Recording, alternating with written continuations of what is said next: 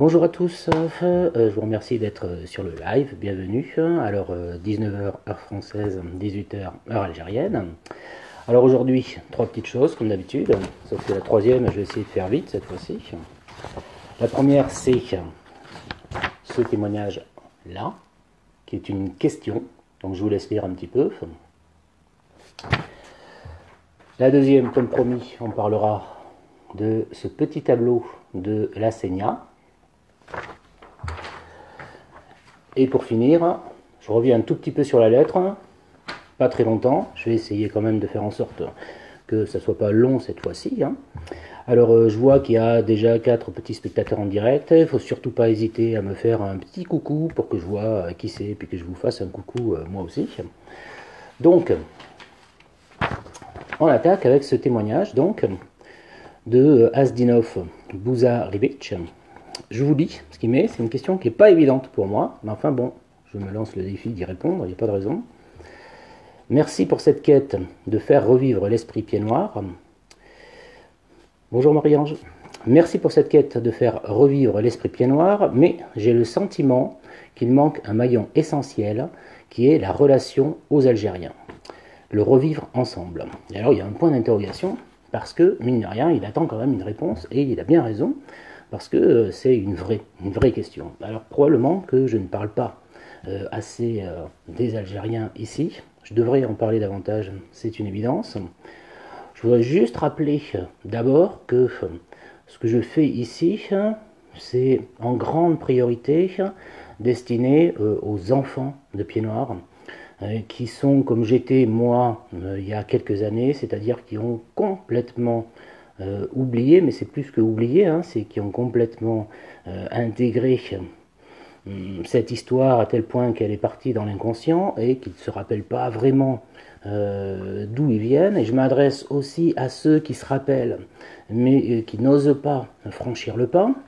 Donc ce live-là, il est en grande partie destiné à des personnes qui sont comme moi, c'est-à-dire que j'essaie de faire partager une expérience, et cette expérience-là, c'est l'expérience d'un enfant de Pied Noir, c'est pas l'expérience d'un Algérien. Moi, je ne peux pas me mettre à la place d'un Algérien et commencer à expliquer comment les uns et les autres réfléchissent, parce que moi, je ne sais pas comment ça se passe dans la tête d'une personne, qu'elle soit en France d'origine algérienne, issues d'immigrés algériens, ou qu'elles soient en Algérie. Enfin vraiment, je ne peux pas moi me mettre à leur place et parler à leur place. En revanche, me mettre à la place d'un enfant de Pied Noir, alors ça je peux, et expliquer quel a été mon cheminement pour me rapprocher d'Algérie, ça je peux. Alors c'est vrai que je devrais davantage probablement montrer les relations très forte que j'ai eue avec les Algériens, pour montrer qu'il y a du vivre ensemble qui est largement possible. Mais j'allais dire, ces relations-là, moi, que j'ai nouées avec les Algériens, elles sont tellement fortes, surtout lors de mon deuxième séjour, où j'ai pas été embarqué dans un tourbillon comme dans le premier séjour. Alors vraiment, dans le premier séjour, je suis arrivé, j'ai été pris en charge et j'ai passé 10 jours à tourner dans tous les sens, mais j'allais dire c'était des relations pas superficielles, parce que je connaissais les gens quand même, c'était pas du superficiel, mais ça allait très vite. J'avais pas le temps, moi, de discuter sérieusement avec les gens, et quand je suis revenu cette seconde fois là, salut Daniel, merci d'être là. Quand je suis revenu une seconde fois là, je me suis dit non, j'avertis personne. Enfin si, j'avais quand même averti certaines personnes qui étaient au courant que je venais, mais enfin j'ai pas fait une annonce publique parce que ce que je ne voulais pas cette deuxième fois, c'était continuer à naviguer. Salut Laurent, merci. Je voulais pas du tout, moi, naviguer comme ça à Oran et être pris en charge et courir dans tous les sens. Ce que je voulais cette fois-là, c'était réellement être avec des personnes que je connaissais bien, Amina, Abdelbaki, Kamel, Nourine. Je voulais réellement être avec ces gens-là et pouvoir parler avec eux, être plusieurs heures avec eux, tranquille. Et c'est ce que j'ai fait, moi, pendant une semaine, on peut dire ça. J'étais plus du tout en train de visiter la ville, en train de découvrir les monuments et tout ça. Je connaissais. Ça m'est même arrivé plusieurs fois de passer devant l'immeuble de ma mère et de même pas me rendre compte que je passais devant l'immeuble de ma mère, parce qu'en vérité, moi, j'étais dans Orange, j'allais voir des gens, et c'était ça que j'avais en tête. C'était réellement ce vivre ensemble. Et j'ai tellement vécu ce vivre ensemble, hein. Moi j'ai passé, je sais pas, j'ai passé des nuits hein, à discuter avec Amina dans son salon, parce qu'Amina, il faut savoir quand même qu'elle dort jamais. Hein.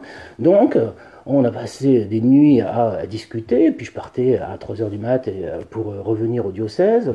Et le lendemain matin, j'allais retrouver des personnes. Moi, quand je suis allé voir Moussa, par exemple, je pensais que j'allais juste boire un café tranquille.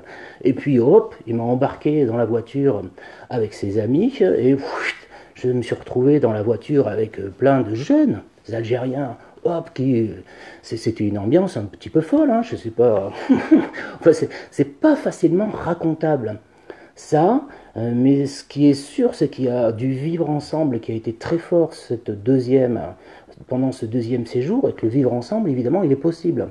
En revanche, il a été possible parce que vraiment j'ai essayé, moi, enfin j'ai essayé, c'est même pas que j'ai essayé, j'ai pas fait un effort, mais pendant 2 ans, moi j'étais en contact permanent avec les Algériens par Facebook, sur Messenger, on a énormément discuté, on faisait plein de choses, même si c'était à distance. Donc on s'est retrouvés là-bas, on était tout contents et puis on a continué à faire des choses.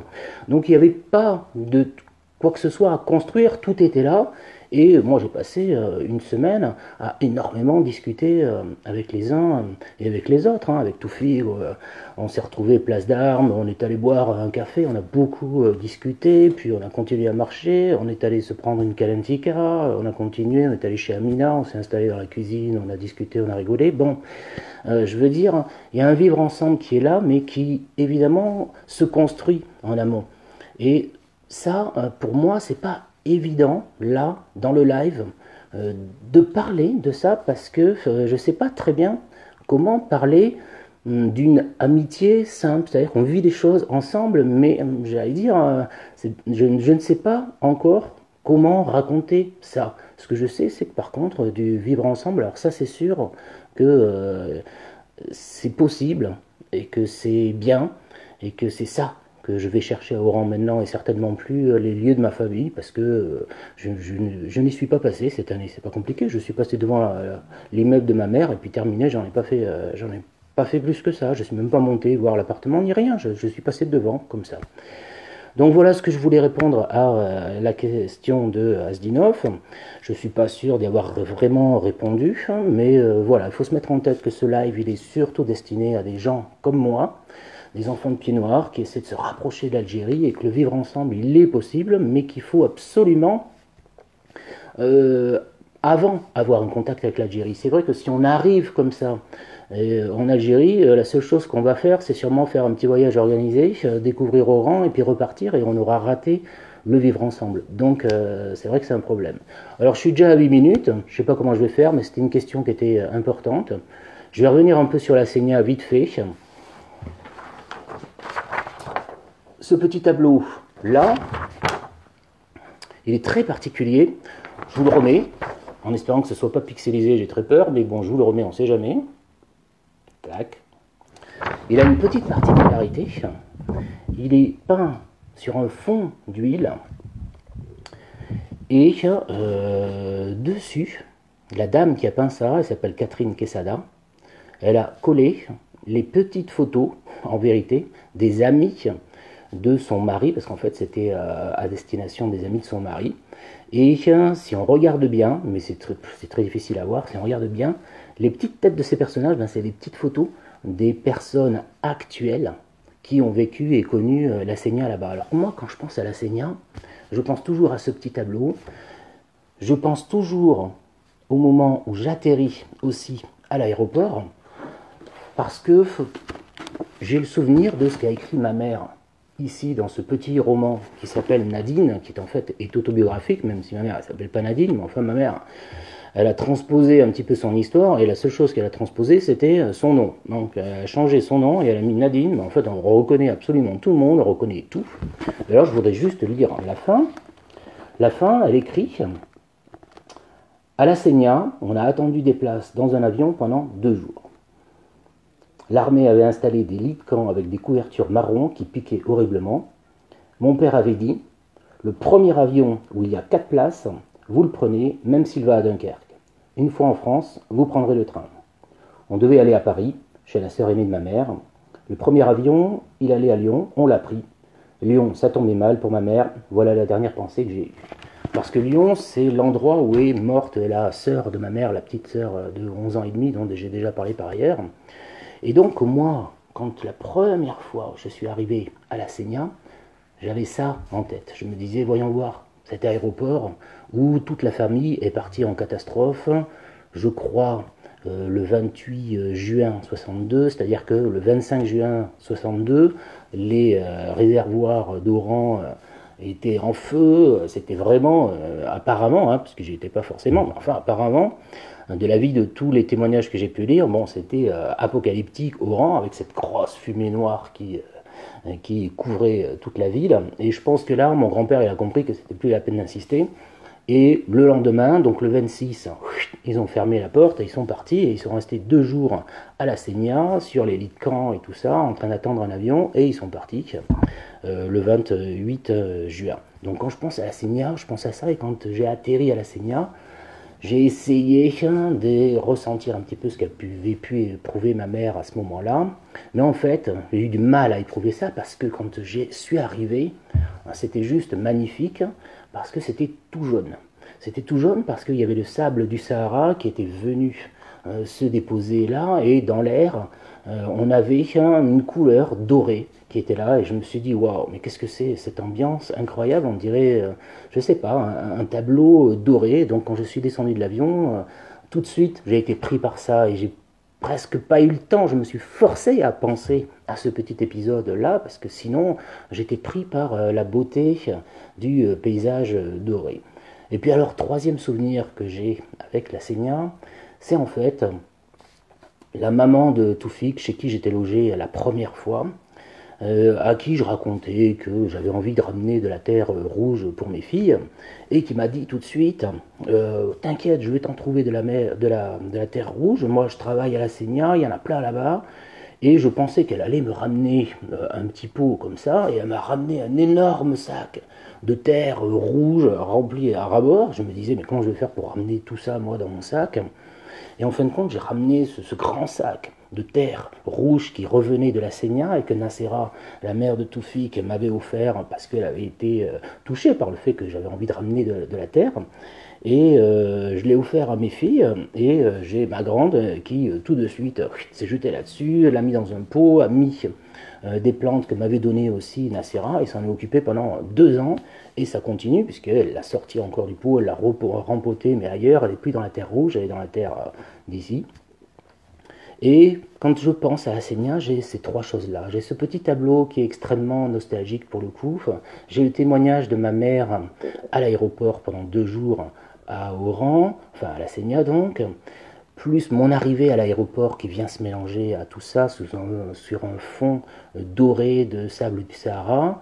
Et puis j'ai la terre rouge que me ramène Nacera de la Sénia pour que je puisse, moi, ici, l'offrir à mes filles. La petite, elle a un petit échantillon sur son bureau. La grande, elle s'est mis ça dans un pot et elle fait pousser une plante. Et je suis content quand je vois ce genre de choses-là parce que ça me fait penser que, bon, ben voilà, les choses se transmettent, mais en douceur au lieu de se transmettre de manière très violente.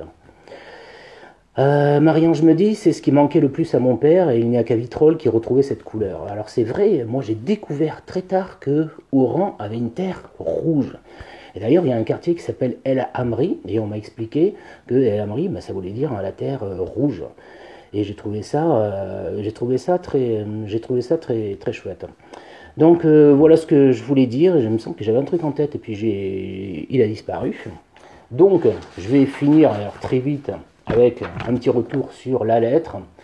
Je pense que j'ai décidé du jour, je pense que j'enverrai ça pour ceux qui ont envie de s'abonner. Je vous dirai où est-ce que vous pouvez vous abonner pour récupérer donc tous les adresses des lives, tous les liens de ce dont je parle, que ce soit des livres, que ce soit des articles, etc. etc. Et je pense que je rajouterai beaucoup d'autres choses dedans, comme par exemple le matériel que j'utilise, soit pour faire le live, soit pour faire les vidéos, etc. etc. Parce que si certains d'entre vous veulent s'y coller, ils peuvent, parce que c'est vraiment pas compliqué.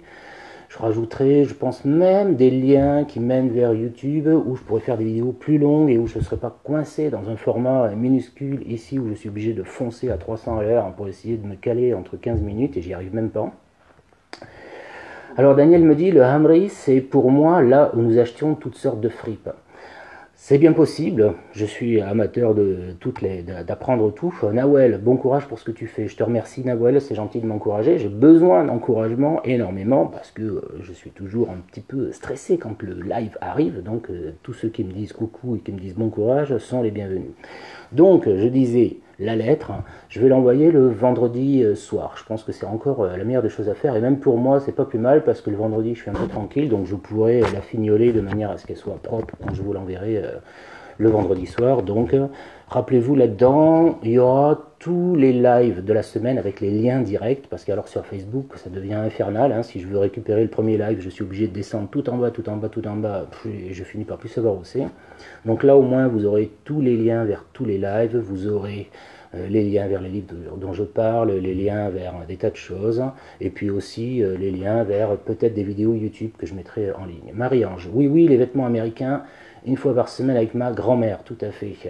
Annie, mais nous sommes derrière toi, tu sais bien. J'espère bien, et je le sais, c'est pour ça que je le continue à le faire, parce que je crois que si j'étais tout seul, si j'avais pas tout votre soutien derrière, j'arriverais pas à faire ces choses-là, mais là, je trouve que c'est quelque chose d'extrêmement stimulant, puis de savoir qu'il y a derrière moi des gens qui me soutiennent, bah, ça me permet de continuer. Et je sais que je fais quelque chose qui est important pour certaines personnes, et bah, il faut que je continue à le faire, et vous êtes là, c'est super. Donc pensez à la lettre, hein. Je pense que j'enverrai ça vendredi soir, je vous dirai comment faire pour vous abonner. Et je vous remercie de m'avoir suivi, je vous remercie en plus d'intervenir de plus en plus. Alors ça c'est vachement bien parce que moi je regarde tous les commentaires en même temps que je fais mes petites discussions. Et je trouve ça super. Voilà, j'espère que j'ai répondu surtout correctement à la question qui était un petit peu délicate pour moi de Asdinov sur j'ai l'impression qu'il manque un maillon essentiel qui est la relation aux Algériens. Il faut savoir que moi la relation aux Algériens je l'ai, hein, mais pour la faire passer, c'est pas forcément évident, mais je vais essayer de m'améliorer un petit peu, de manière à ce que ce pan-là aussi puisse passer dans le live. Voilà, je vous remercie de m'avoir suivi. Hein, je commence à faire long, de plus en plus long, tant pis, il y aura la lettre, hein, vous pourrez voir tout ça tranquillement chez vous. Je vous remercie à tous d'être là, je vous remercie d'intervenir, et je vous dis à demain, 19h heure française, 18h heure algérienne. Ciao.